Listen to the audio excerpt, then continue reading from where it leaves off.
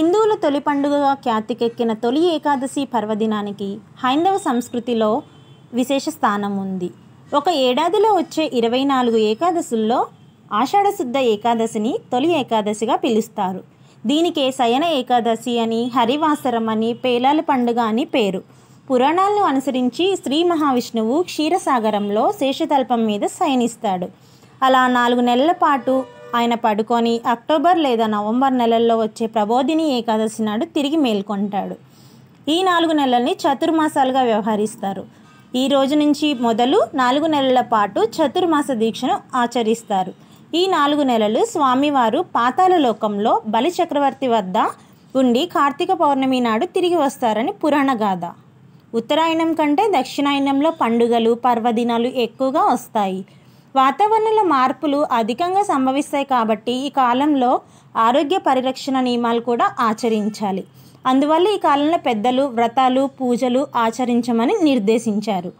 ఏకాదశి తిథి రోజున కృతయుగంలో మురాసురుడు అనే రాక్షసుడు బ్రహ్మవరంతో దేవతలను, ఋషులను హింసించడంతో శ్రీ మహావిష్ణువు అతనితో 1000 ఏళ్ళు పోరాడి అలసిపోయి ఓ గృహలో విశ్రాంతి తీసుకుంటుండగా శ్రీహరి శరీరం నుంచి ఓ కన్య ఆవిర్భవించి రాక్షసుని అంతం చేసిందంట. ఇందుకు సంతోషించిన శ్రీ మహావిష్ణువు ఆ కన్యను వరం కోరుకోమనగా తాను విష్ణుప్రియగా లోకం చేత పూజించబడాలని కోరుకుందట. అప్పటి నుంచి ఆమె ఏకాదశి తిథికి వ్యవహారంలోకి వచ్చింది. నాటి నుంచి సాధువులు, భక్తజనులు ఏకాదశి వ్రతం ఆచరించి విష్ణు సాయుధ్యం పొందినట్లుగా పురాణాలు చెప్తున్నాయి. అంబరీషుడు, మాంధాత తదితర పురాణ పురుషులు ఏకాదశ వ్రతాన్ని ఆచరించారు. అసలు ఏకాదశి నాడు ఏం చేయాలి? ఏకాదశి నాడు ఉపవాసం ఉండి ఆ రాత్రంతా జాగరణ చేయాలి. రాత్రివేళ విష్ణుమూర్తికి సంబంధించిన భాగవతాన్ని చదువుకోవడం, విష్ణు సహస్రనామ పారాయణ చేయాలి.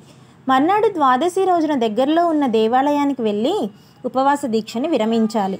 తొలి ఏకాదశి నాడు ఆవులను పూజించాలి.